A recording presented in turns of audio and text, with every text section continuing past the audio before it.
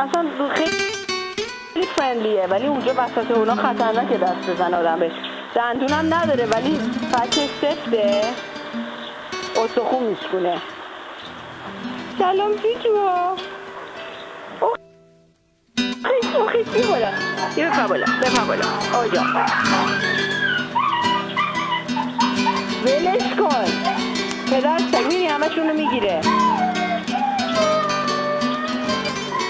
امروز یه نفر 2 تا پاپی هم انداخته اینجا.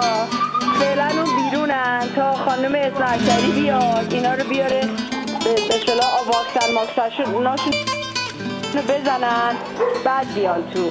الان متاسفانه نمیتونن ریسک کنن اینا رو بذارن بیان تو، برای اینکه یا خودشون مریض میشن یا مریضی رو میدن به سگای دیگه. این هم هاپوهای اینجا. سلام شادی. حالی شما خوبه قشنگ.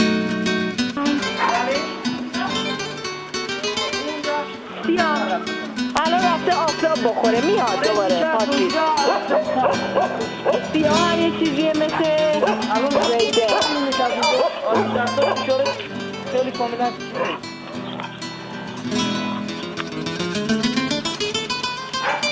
خودش میاد میره سر جاش. نه آقا غلام. خودش